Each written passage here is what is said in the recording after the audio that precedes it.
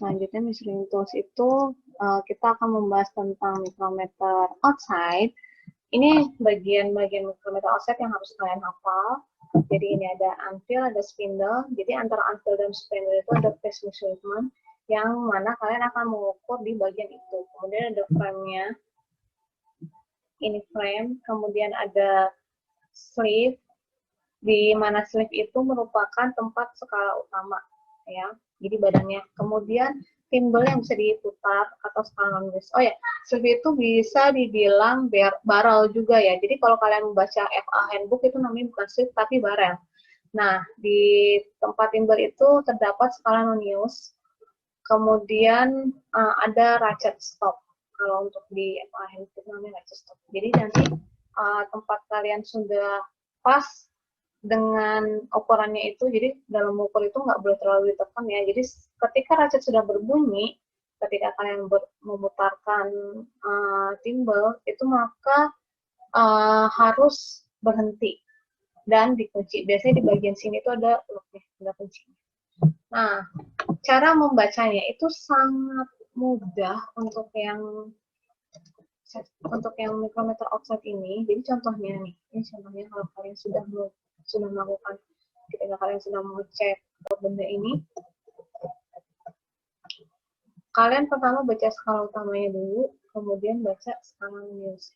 Di skala utama itu biasanya terdapat garis-garis yang bagian atas yang bagian ada angkanya dengan yang tidak ada angkanya.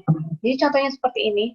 Ini bagian yang ada angkanya ini merupakan satu bar atau satu garis, satu bar di bagian alat ini yang ada angkanya. Itu biasanya angkanya 0, 5, 10, 15, jadi kepatan 5 sampai 0 sampai 25, ada yang dari 25 sampai 50, ada yang 50 sampai 75, cuman yang di punya sekolah itu dari 0 sampai 25 dan 25 sampai 50. Nah, yang di bagian ada angkanya, itu misalnya 0 sampai 5, misalnya di sini 0, kemudian ada 5. Itu satu baris di sana itu nilainya 1 mm.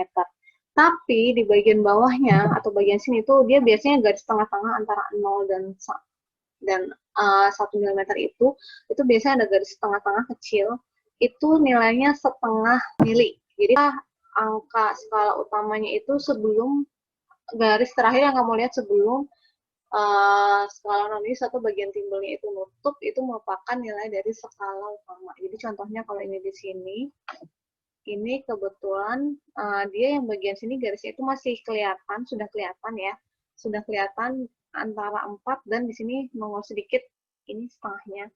Berarti nilai skala utama itu 4,5 mm.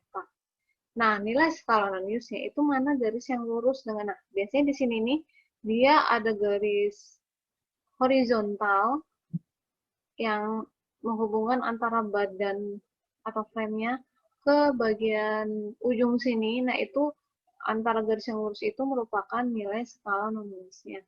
Ya. Jadi kalau di sini contohnya itu ini 20, 21, 22, 0,22 mm. Jadi hasil pengukurannya itu skala utama ditambah skala non-use. Berarti 4,5 ditambah 0,22 mm. Oh ya, ini ngomong-ngomong untuk skala non-use itu nilai skalanya itu per satu garis itu 0,01. Jadi kalau di sini ada 22, 21, 22 itu kalian kalikan dengan 0,01. Ya. Maka hasilnya 0,22 mm.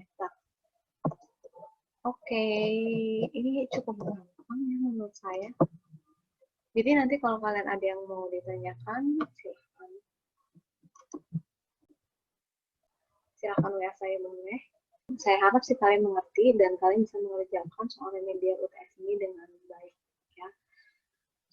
Sekian dulu dari saya akhiri video kita kali ini. Wabillahi taufiq wal hidayah. Wassalamualaikum warahmatullahi wabarakatuh.